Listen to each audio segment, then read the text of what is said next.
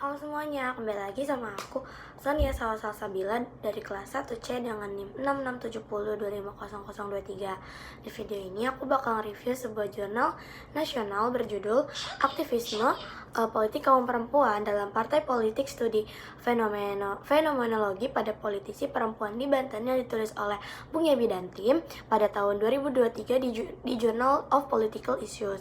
Setelah itu, aku bakal ngebandingin dengan 5 jurnal internasional yang membahas tema serupa, yaitu partisipasi dan aktivisme politik perempuan. Nah, dalam jurnalnya Bung Yebi menggunakan pendekatan kualitatif fenomenologi dengan wawancara langsung terhadap politisi perempuan di Provinsi Banten.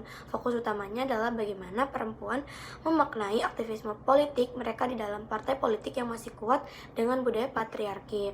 Hasil utama penelitian ini menunjukkan bahwa aktivisme politik perempuan dimaknai sebagai perjuangan untuk keadilan gender dan kebijakan pro-perempuan. Perempuan masuk partai politik karena ingin mereformasi sistem partai, akulisasi diri, membuktikan bahwa perempuan juga mampu berpolitik. Nah, serta ingin memberi warna dalam kebijakan publik. Namun, keterwakilan perempuan di Parlemen Banten masih jauh dari kuota 30%, rata-rata masih di bawah 20%.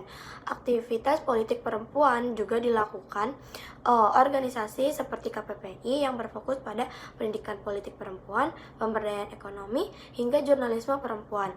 Kesimpulan besarnya, perempuan di Banten itu sudah aktif secara politik, tetapi masih dibatasi oleh sistem partai yang patriarki dan dukungan partai yang belum maksimal.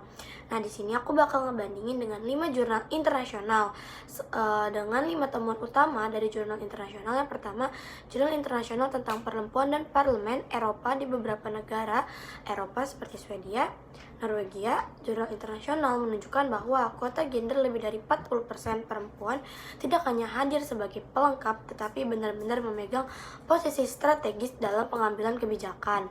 Lalu, perbedaannya dengan yang Banten, di Banten tuh kuotanya masih 30%, sebatas administratif belum optimal dalam kekuasaan nyata. Jurnal tentang politik perempuan di negara Muslim Timur Tengah, beberapa jurnal internasional menemukan bahwa satu, perempuan tuh masih sering dibatasi oleh interpretasi budaya dan agama konservatif. Lalu, sama seperti di Indonesia, politik masih dianggap wilayah laki-laki. Kesamaannya dengan yang di Banten tuh sama-sama mengalami hambatan budaya patriarki, namun di Banten aktivismenya perempuan sudah mulai menembus batas ini lewat KPPI dan kebijakan daerah. 2, yaitu jurnal aktivisme politik perempuan di Asia Tenggara, India, dan Pakistan. Temuan utamanya, perempuan tuh masuk politik tuh masih sering karena di dinasti politik atau model ekonomi keluarga, bukan murni dan kesadaran politik gender. Sangat mirip dengan di Banten karena kepala di daerah perempuan di Banten juga banyak lahir dari dinasti politik seperti dalam jurnal yang sudah disebutkan. Lalu ada jurnal internasional tentang feminisme politik. Jurnal feminisme global menyatakan bahwa aktivisme politik perempuan seharusnya tidak berhenti pada kursi parlemen, tapi harus pada perubahan kebijakan, perlindungan hukum, dan pemberdayaan ekonomi. Banten sudah mulai ke arah ini lewat Perda Penguasaan Gender, program ekonomi perempuan, dan pelatihan digital marketing oleh KPPI. Namun, skalanya masih terbatas dan belum merata. 5 jurnal tentang perempuan dan partai politik di Amerika Latin. Hasil penelitian menunjukkan ketika partai benar-benar mendukung perempuan, maka elektabilitasnya partai justru meningkat. Perbedaannya dengan Banten, di mana partai masih sering menjadikan perempuan hanya sebagai pemenuhan kuota, bahkan sebagai aktor politik utama. Nah, itu dia jurnal yang sekiranya tuh bersangkut paut dengan jurnalnya Bung Yepi.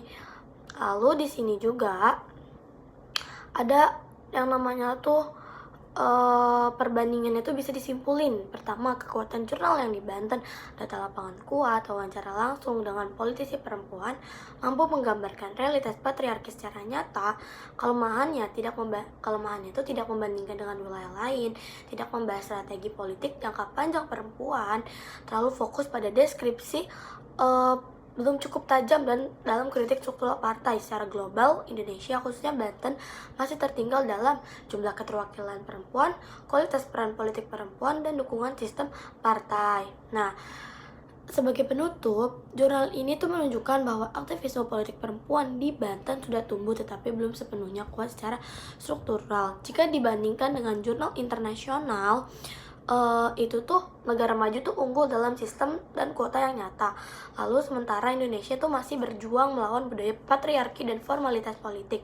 Namun jurnal ini sangat penting karena memperlihatkan suara perempuan dari daerah, membentukkan bahwa perempuan bukan hanya pelengkap demokrasi, tetapi juga penggerak perubahan sosial dan kebijakan publik. Terima kasih. Sampai bertemu aku di video selanjutnya. Bye bye.